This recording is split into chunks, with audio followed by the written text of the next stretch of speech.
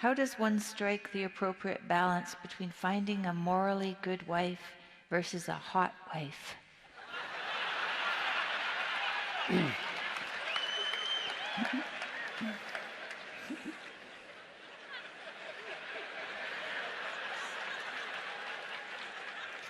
That really is an excellent question.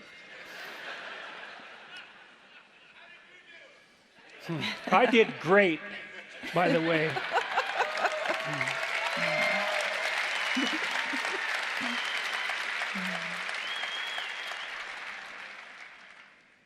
I was watching a clip that someone pulled out of, I think, a talk I did at Cambridge, where I talked about this a little bit, and I talked about the observations I've had of people when they move to incrementally destroy the attractiveness of their partner. So imagine, it's not that hard to imagine. Imagine that you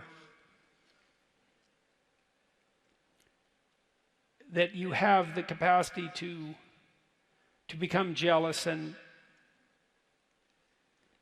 to waver in your trust. And so then imagine, we'll talk to the men about this first. Imagine that your wife is attractive and you're dubious about your own utility. Maybe you have reason to be dubious. And so the fact of her attractiveness, although attractive to you, is also in principle an enticement to those who might steal her from you, not least as a consequence of your own insufficiency. And so the question is, well, what should you do about that? And a typical answer is punish her repeatedly and subtly for any manifestation whatsoever of that dangerous attractiveness. And so, how would you do that? Wait until she presents herself in an attractive manner, let's say with a sexual edge. Maybe you're going out for an evening.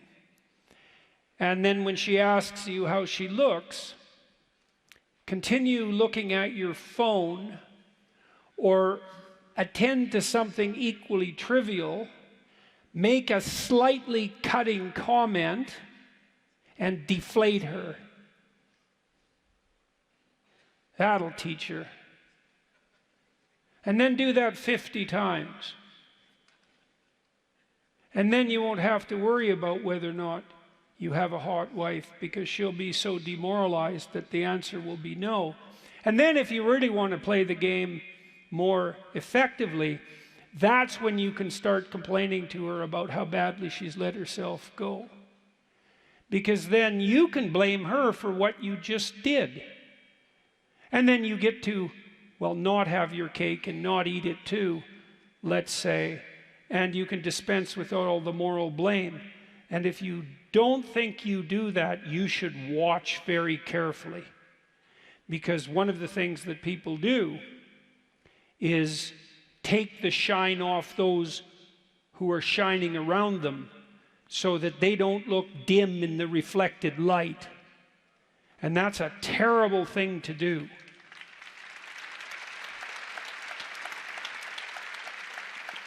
And so then, one of the things you might consider, both of you in a marriage, is when you see your partner do something that you regard as attractive, well, first of all, you need to admit that, right? And that's hard, actually, because you might have moral qualms about your own lust, and you should, because it's a dangerous force. But in principle, you want that sexual tension to exist in your relationship, but you need to have it bounded by the necessity for integrating all the other elements of your life around it, right? It can't be a predominant and impulsive force, because it will break everything apart. So it has an intrinsic danger, and because of that intrinsic danger, that's the danger of sexuality itself, you might have moral qualms about its manifestation in your own soul.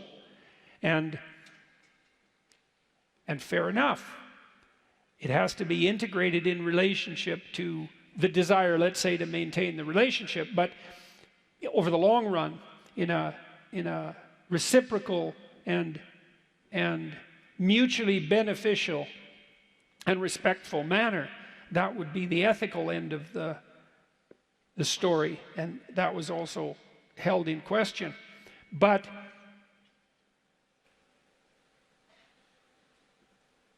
just because something can get out of control doesn't mean that it's intrinsically bad, and I would say that's certainly the case about sexual attraction. And if your partner is doing things that you find attractive, you might think really hard about rewarding that.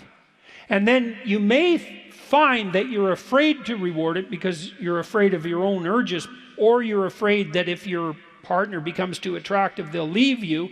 And then I would say, well, maybe you should up your ante a bit so that they're less inclined to leave you, because and maybe you should think through your own sexual morality in more detail and discuss that with your wife so you don't stumble over your own